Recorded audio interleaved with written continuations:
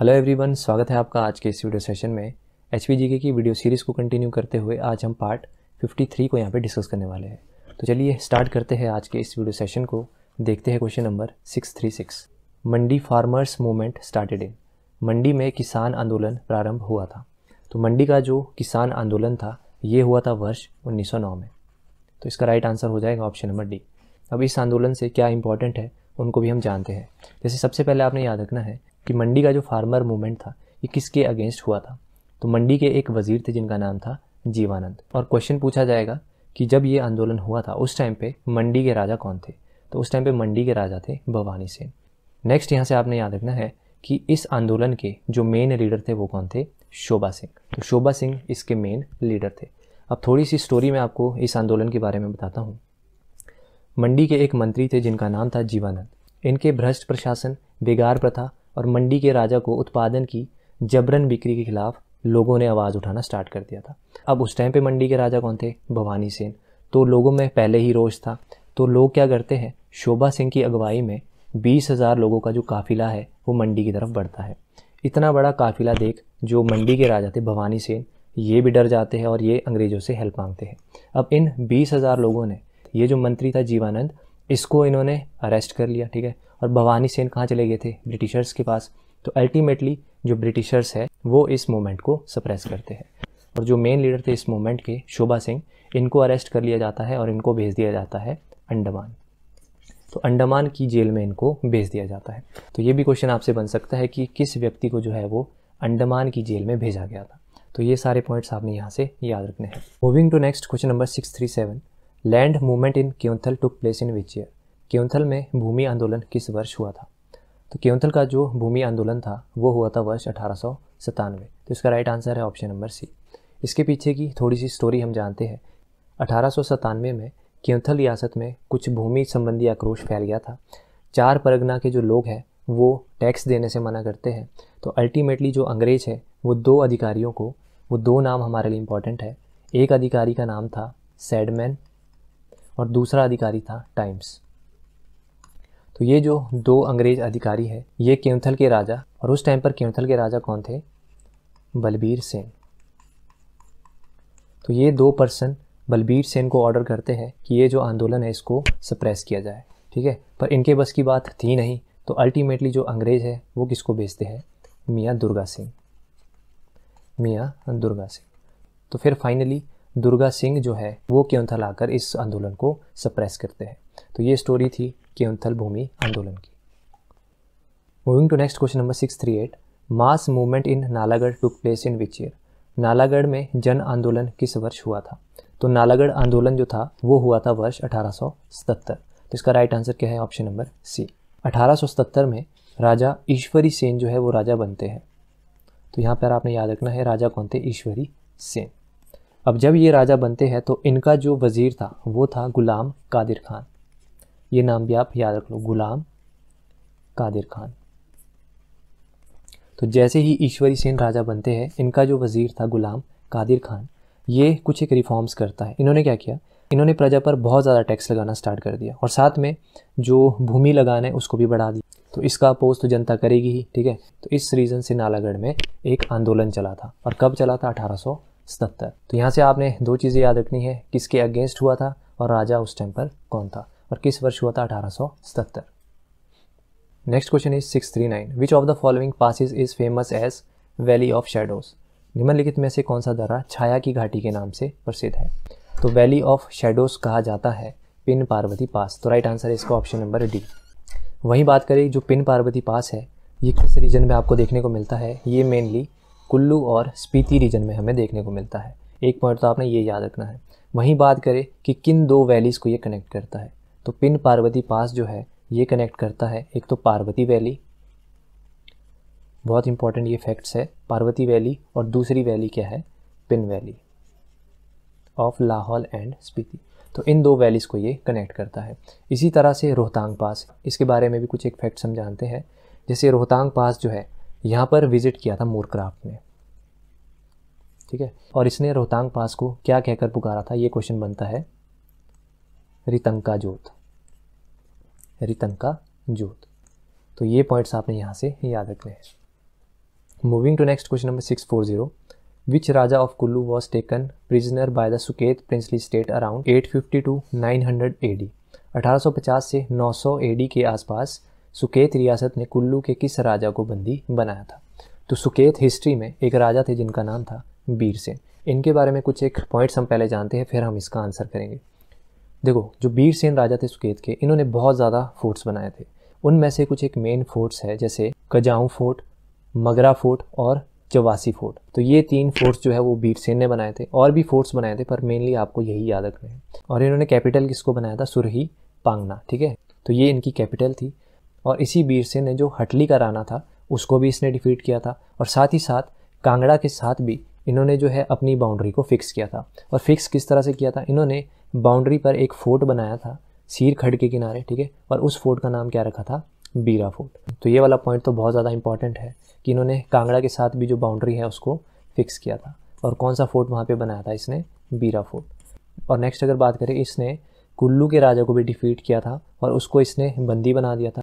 और बाद में अल्टीमेटली उसको छोड़ दिया था इस शर्त पे कि कुल्लू को ट्रिब्यूट पे करना पड़ेगा सुकेत। और उस टाइम पर कुल्लू के राजा कौन थे जिसको इसने डिफीट किया था? वो नाम था भूपाल, ठीक है। तो इसका राइट आंसर क्या हो जाएगा? ऑप्शन नंबर सी।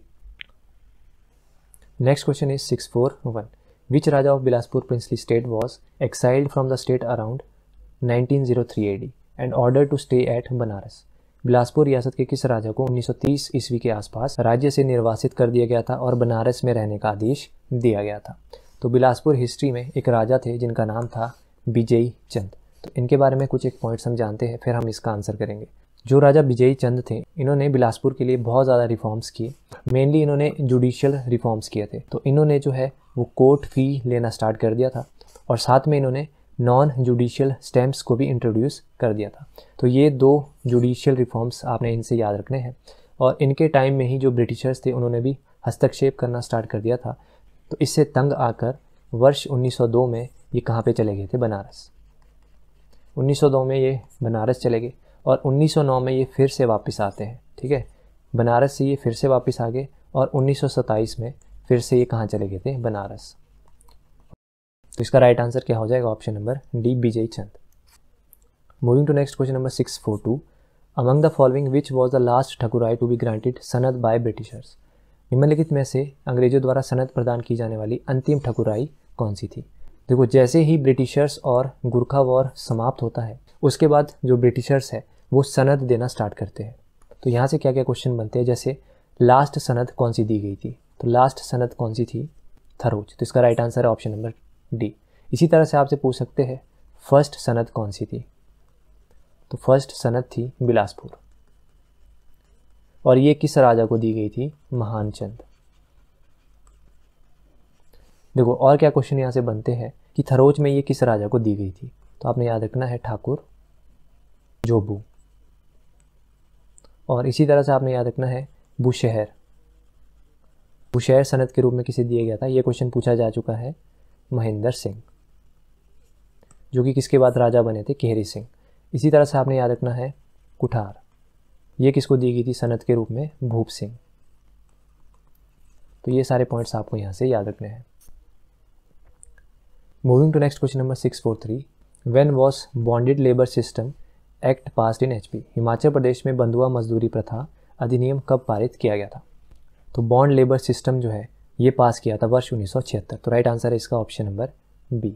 इसी तरह से कुछ एक और इम्पॉर्टेंट एक्ट्स है हिमाचल प्रदेश, वो हमारे लिए इम्पॉर्टेंट है पढ़ना। जैसे Himachal Pradesh compulsory primary education act, ये पास किया गया था 1953, ठीक है। दूसरा है लैंड रेवेन्यू एक्ट, ये आया था वर्ष 1954 में।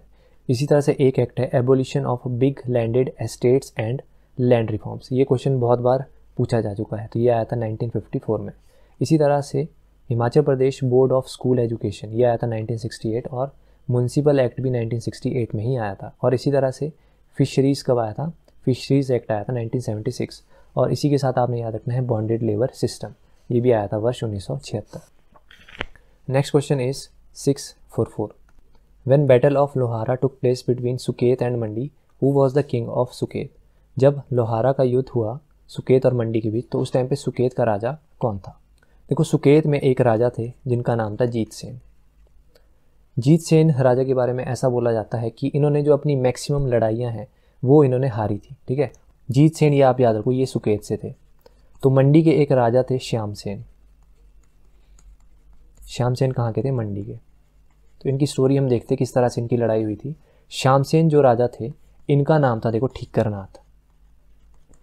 ठीकरनाथ का मतलब होता है काला बर्तन। ठीक है, तो जीत सेन जो थे, ये जैसे हम आपस में चिढ़ाते हैं, तो इन्होंने एक दूत के माध्यम से इस तरह से व्यंग्य किया कि ठीकरनाथ क्या कर रहा है। तो जो इसका दूत था वो आंसर करता है कि ठीकरनाथ जो है वो लाल हो गया है और चने भूनने की तैयारी कर रहा है। ठीक है, तो यही रीज़न के कारण इनकी लड़ाई होती है। तो इसमें अल्टीमेटली जो जीत सेन है सुकेत का, ये हार जाता है। और जीत सेन के पास एक मुकुट था जिसको कटोच मियाँ ने फिर अपने पास रख लिया था। कटोच मियाँ। तो इस कटोच मियाँ से बाद में श्याम सेन इस मुकुट को मांगते हैं और बदले में जो दरंग माइंस है, दरंग माइंस आपने सुना होगा मंडी में, तो यहाँ से कुछ नमक जो है वो किसको दे देते हैं? कटोच मियाँ को। और वो जो मुकुट था जीत सेन का वो श्याम सेन के पास फाइनली आ जाता है।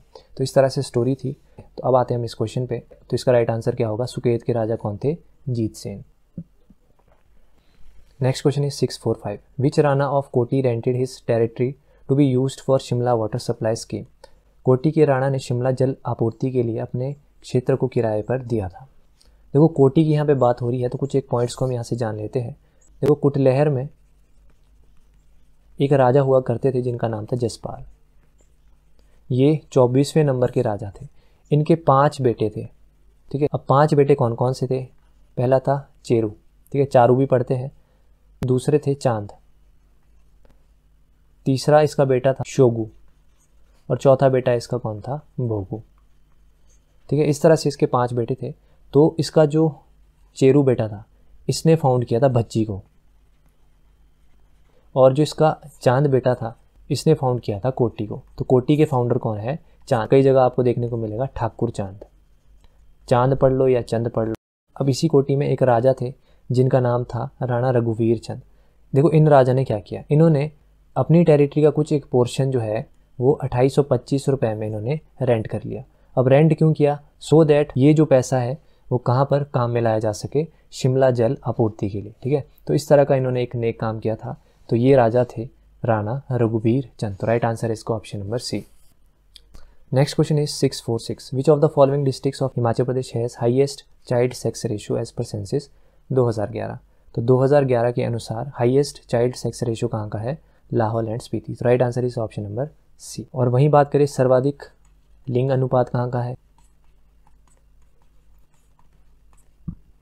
तो सर्वाधिक लिंग अनुपात है हमीरपुर का। और मिनिमम कहाँ का है? किन्नौर। वहीं बात करें जन्म दर कितनी है 2011 के अनुसार? तो जन्म दर है 16.2% और मृत्यु दर कितनी है? 6.7%। तो ये डाटा भी आपने याद रखना है। तो इस वीडियो लेक्चर में हम इतने ही क्वेश्चंस को डिस्कस करते हैं। वीडियो आपको अच्छा लगा तो वीडियो को लाइक करिएगा, चैनल पर नए हो तो चैनल को सब्सक्राइब करिएगा। मिलते हैं नेक्स्ट वीडियो में। Till then bye bye.